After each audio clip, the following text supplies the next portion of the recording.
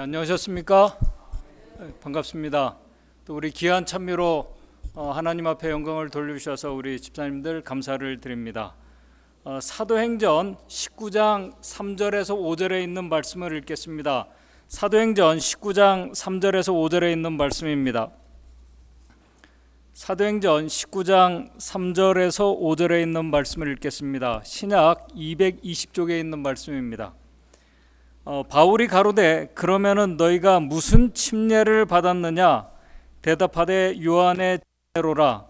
바울이 가로되 요한이 회개의 침례를 베풀며 백성에게 말하되 내 뒤에 오시는 이를 믿으라 하였으니 이는 곧 예수라 하거늘 저희가 듣고 주 예수의 이름으로 침례를 받으니.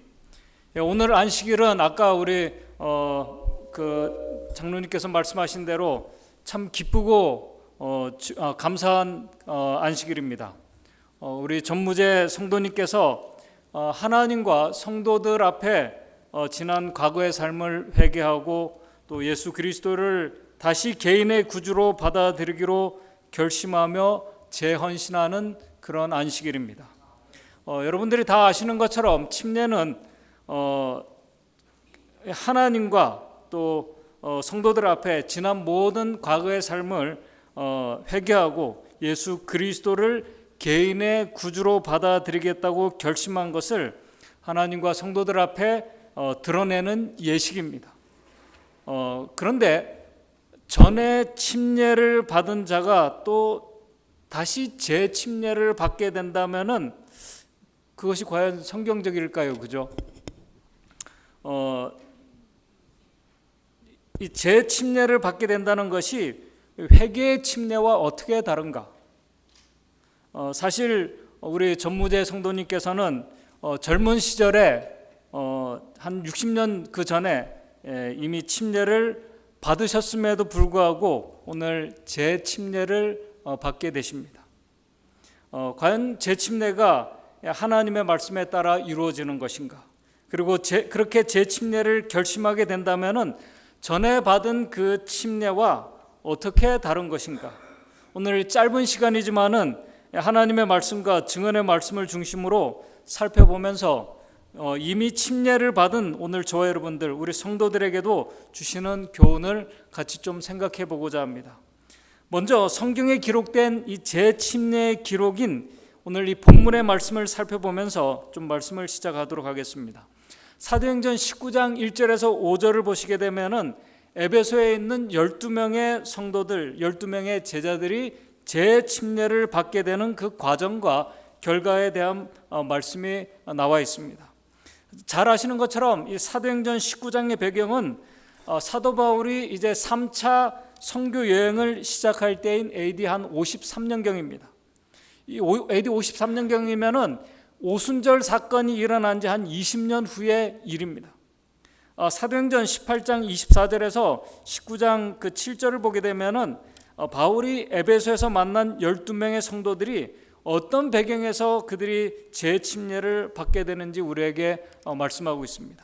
사도행전 18장 24절입니다. 18장 24절을 보게 되면은 그 앞에 절을 보게 되면은 알렉산드리아에서 난 아볼로라는 유대인이 에베소에 이르니 이 사람은 학문이 많고 성경에 능한 자라. 여러분들이 잘 아시는 것처럼 알렉산드리아는 헬라 학문과 문화의 중심 도시입니다. 이 알렉산드리아 출신이라는 그 출신의 유명한 유대인 철학자가 우리가 잘 아는 이 필로라는 유대인 철학자가 있습니다. 아볼로도 그 유명한 알렉산드리아 출신의 유대인이었습니다. 그는 알렉산드리아 출신답게 학문이 많은 사람이었습니다. 성경에 능한 자였다고 성경은 말씀합니다. 그런 아볼로가 18장 25절에 보게 되면 이렇게 말씀합니다. 그가 일찍 주의 도를 배워서 열심히 예수에 관한 것을 자세히 말하며 가르쳤다고 이렇게 말씀합니다. 그가 일찍 주의 도를 배워서 열심히 예수에 관한 것을 자세히 말하며 가르쳤다고 성경은 말씀합니다. 그러나 안타깝게도 예수를 증거했음에도 불구하고 사도행전 18장 25절에 보게 되면은 요한의 침례만 알 따름이라 이렇게 기록하고 있습니다. 이 말씀이 무슨 의미일까요? 이 말씀은 침례 요한이 분명히 예수님을 향해서 하나님의 어린 양이시라고 이렇게 가르친 것과 또 예수님께서 침례를 받으실 때 하늘에서 이는 내 사랑하는 아들이라는 음성에 대해서 그가 듣고 가르쳤다는 그 말씀입니다. 예수님에 대해서 그가 가르쳤다는 말씀이에요. 그리고 에베소에 있는 이 사람들도 그 예수에 대해서 배웠다는 말씀입니다. 그런데 안타깝게도 예수님께서 침례를 받으시고 얼마 후에 침례 요한이 어떻게 됩니까? 죽임을 당합니다. 참소형을 당하게 됩니다. 그리고 하나님의 어린 양이신 예수 그리스도는 이 갈바리의 그 십자가에서 아주 비참하게 죽음을 당했다는 그 소식을 듣게 됩니다. 이런 정황들을 생각해 볼 때 아볼로에게 예수 그리스도의 도를 배우고 그들이 회개하며 침례를 받은 에베소에 있는 12명의 이 제자들은 침례와 부활 그리고 요한이 언급한 예수님께서 오시면은 물과 성령으로 침례를 받고 거듭나는 이 경험, 다시 말해서 그들이 정말 예수 그리스도를 경험하고 믿음으로 말미암아 구원과 영적인 이 자라남에 대한 경험이 사실 그들이 어떤 것인지를 잘 모르고 있었다는 그 말입니다. 사도행전에 그것을 말하고 있습니다. 그들은 아볼로처럼 그리스도의 사명에 대해서 얼마쯤은 알고 있었다고 이렇게 말하는 것으로 봐서 그리스도의 사명을 희미하게 알고 있었지만은 그리스도인 경험이 그들은 거의 없었습니다. 이 그리스도인 경험이라는 것은 예수 그리스도를 만나고 그분과 교제할 때 오는, 그러면서 그들이 영적으로 성장하는 경험, 그러면서 정말 기뻐하고 감사하는 그리스도인 경험을 그들이 예수를 알았지만은 잘 하지 못하고 있었다는 것입니다. 그렇게 아볼로를 통해서 예수 그리스도에 관한 성경적인 지식은 알고 믿게 된 12명의 이 성도들이 에베소에 있었습니다. 12명은 특별히 이방 지역에서 12명의 그리스도인들은 많은 숫자일 수도 있습니다. 그러나 사도행전 19장의 말씀을 비추어 봐 그들이 침례를 받았지만은 예수 그리스도를 깊이 경험하는 영적인 경험이 거의 없었던 것으로 봐 이들이 연약한 상태에 있었음을 우리가 알 수 있습니다. 그렇게 그들에게 복음을 전한 이제 아볼로가 고린도로 갔습니다. 그리고 그 후에 에베소에 이제 바울이 오게 됩니다. 그 내용이 사도행전 19장 1절에 있는 말씀입니다. 바로 이때가 사도 바울이 3차 여행을 떠날 때입니다. 19장 1절에 이렇게 말씀합니다. 아볼로가 고린도에 있을 때에, 아볼로는 이제 고린도로 갔습니다. 에베소에서 복음을 전하고 고린도에 있을 때 바울이 윗지방으로 다녀 에베소에 와서 어떤 제자들을 만나니라. 여기서 어떤 제자들을 이렇게 만났어요. 에베소에 있는 어떤 제자들. 근데 이 사람들이 몇 명이었는가는 19장 7절에 보게 되면은 모두 12사람쯤 되었더라라고 이렇게 말합니다. 그래서 그 사도 바울이 만난 이 에베소에 있는 이 제자들 성도들은 12명 사람이었습니다.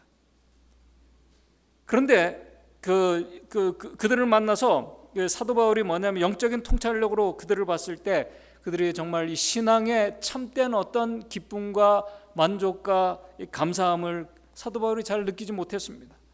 그래서 예수 그리스도를 알지만은 그분과 깊이 교제할 때 오는 그 만나는 경험을 그들이 하지 못했다는 말입니다. 그래서 바울이 19장 2절에 이렇게 질문합니다.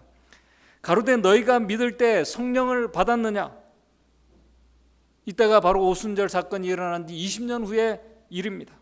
그때나 지금이나 예수 그리스도를 경험할 수 있는 유일한 길은 예수 그리스도를 우리 마음에 모시고 오시는 성령의 임재를 경험할 때 말고는 없습니다. 그들이 예수 그리스도를 역사적으로 지식적으로 알고 있었지만은 그분을 경험하지 못했다는 것입니다. 성령의 임재를 경험하지 못한 것입니다.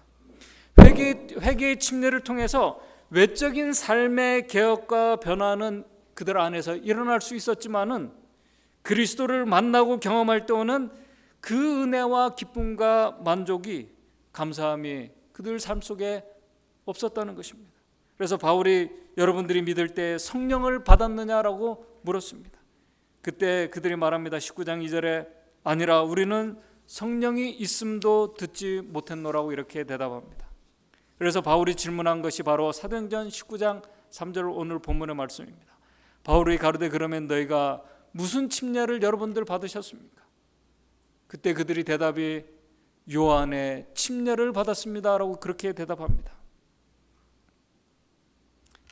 그들에게 참된 소망과 영혼의 그 기쁨의 근원이시고 그 기쁨을 가지고 오시는 예수 그리스도의 오심과 그리고 그리스도의 십자가에 대한 그 구속과 죽음의 의미, 그 부활의 의미를 그들이 깊이 깨닫지 못했다는 것입니다.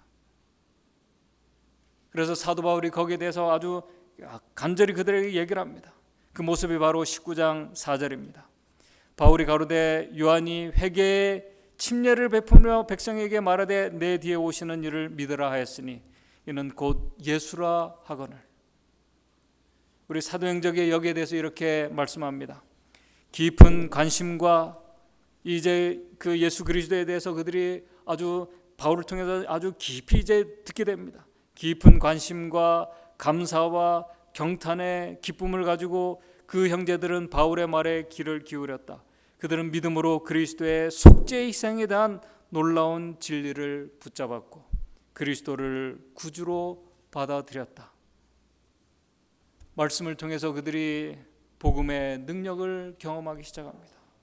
그들은 믿음으로 그리스도의 속죄 희생에 대한 놀라운 진리를 깨닫고 그 진리를 붙잡으려고 합니다. 그리스도를 구주로 그것을 받아들였다고 그렇게 말씀합니다. 그들이 회개의 침례를 받고 그리스도를 알았지만은 실제적으로 복음의 신 예수 그리스도를 경험하지 못하고 있었다는 것입니다. 은혜의 기쁨과 그 능력을 경험하지 못했다는 것입니다. 오늘 우리도 예수 그리스도를 알고 우리가 오랜 신앙생활을 할 때 성령의 역사하심이 어떤 것인지 아는 것과 실제적으로 성령께서 우리 안에 모시고 오시는 예수 그리스도를 우리가 만나고 느끼고 경험하는 것은 완전히 다릅니다. 정말 달라요.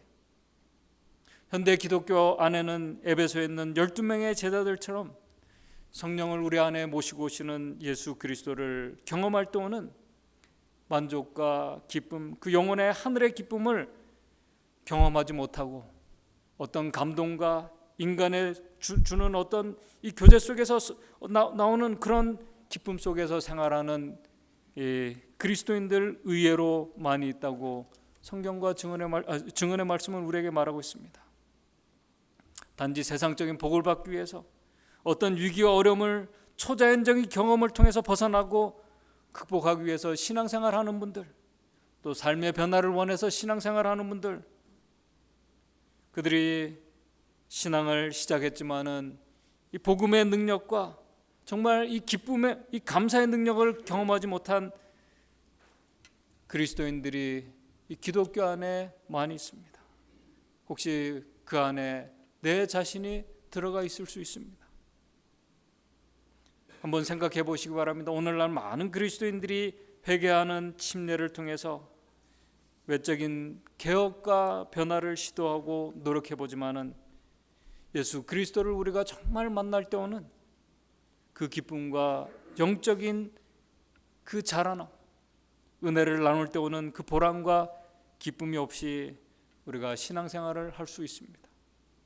더 밝은 이 진리의 빛 속으로 들어갈 때 오는 그 경험을 하지 못하고 우리가 단지 형식적인 경험으로 우리가 만족과 위로를 받으려고 하는 분들, 성경에 대한 예언에 대한 지식을 알고 있지만은 그래서 그럼에도 불구하고 신앙이 막연하고 불분명하고 무엇인지 여전히 채워지지 못하고 있는 가운데 혹시 신앙생활을 하고 있다면은 오늘 이 사도 바울이 에베소에 있는 12명의 이름 모를 이 성도들 제자들과 이 대화를 한 것을 우리가 좀 깊이 우리가 묵상해 볼 필요가 있다고 생각이 됩니다. 저는 오늘 이 말씀을 묵상하면서 오늘 내가 왜 또 많은 그리스도인들이 이 교회 생활을 신앙생활을 하면서도 영적이지 못하고 영적으로 넘어지고 연약한 가운데 신앙생활을 하고 있는지 좀 돌아보게 됩니다. 바로 그 이유는 예수 그리스도를 경험하지 못하고 있다는 것입니다. 그리스도를 모시고 오시는 성령의 충만한 임재를 경험하지 못하고 있는 그 이유 말고는 답이 없습니다. 성령의 침례와 성령 충만을 우리가 저도 마찬가지고 외치면서도 우리의 정말 영혼의 기쁨과 만족과 감사보다는 여전히 무엇인가 부족하고 또 못마땅하고 불편한 이 신앙생활을 하고 있다면 오늘 우리는 이 말씀을 깊이 우리가 생각해 보아야 합니다. 특별히 우리가 늦은 비 성령의 역사를 소망하는 재림 성도들에게는 사도 바울과 이들에 대한 아주 중요한 우리에게 교훈을 주는 말씀이라고 저는 생각을 합니다. 실물 교훈에 이렇게 말씀합니다. 하나님의 성령이 없이 하나님의 말씀만을 아는 것은 아무 소용이 없다. 우리가 압니다. 그러나 사실입니다. 그러나 경험해야 될 것입니다. 성령의 감화 없는 진리의 이론만으로는 사람의 심령을 깨우치고 마음을 심화시킬 수가 없다. 우리가 비록 성경의 말씀과 약속들에 정통하다 할지라도 하나님의 영이 진리를 깊이 깨닫게 하지 않을 것 같으면 우리의 품성 변화는 결코 되지 않을 것이라고 말씀합니다.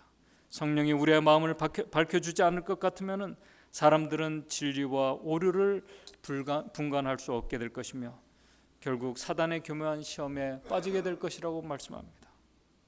사도행전에도 이렇게 말합니다. 오늘날 많은 사람들이 에베소 교인들처럼, 오늘 여기 나와 있는 오늘날 많은 기독교인들이 에베소 교인들처럼 마음에 작용하시는 성령의 역사를 알지 못하나 하나님 말씀 가운데서 이보다 더 분명하게 우리에게 진리를 가르쳐진 진리는 없다. 분명히 우리에게 진리를 말씀했습니다.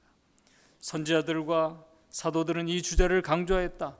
이 유대인 개종자들의 경험 가운데는 여전히 우리를 위한 다른 교훈이 있다. 그들은 요한의 손에 침례를 받았을 때 죄를 담당하시는 분으로서 예수님의 사명을 충분히 이해하지 못하였다. 그러나 그들은 더 밝은 빛으로 그리스도를 그들의 구주로 기쁘게 영접하였으며 이 진보의 단계와 더불어 그들의 의무의 변화가 이르러 왔다. 그들이 더 순전한 신앙을 받게 되었을 때 그들의 생애는 그에 상응하는 변화가, 자라남이, 영적으로 자라나는 변화가 있게 되었습니다. 이 같은 변화의 증거를 보이는 가운데 그리스도를 믿는 믿음을 인정하는 표로서 그들은 그리스도의 이름으로 재침례를 받았다라고 사도행전에 기록을 하고 있습니다. 그 말씀을 사도행전 19장 5절은 저희가 듣고 예수의 이름으로 침례를 받으니라고 이렇게 말씀을 합니다. 주님의 크신 섭리와 은혜를 감사드리고 주님께 영광과 찬송을 드립니다. 이제 주님의 귀한 자녀로 거듭난 우리 전무제 성도님, 또 우리 이 시간 믿음으로 주님 앞에 나오는 우리 믿음의 모든 가족들, 주님께서 은혜와 축복으로 인도해 주시고 하나님께서 역사해 주시는 하나님의 놀라운 축복의 손길을 우리가 경험하며 우리가 어떠한 일을 당하든지 하나님 앞에 감사하고 주님을 의지할 때 오는 하늘의 축복들을 경험하는 복된 삶이 될 수 있도록 인도해 주시옵소서. 예수님의 이름으로 기도드리옵나이다.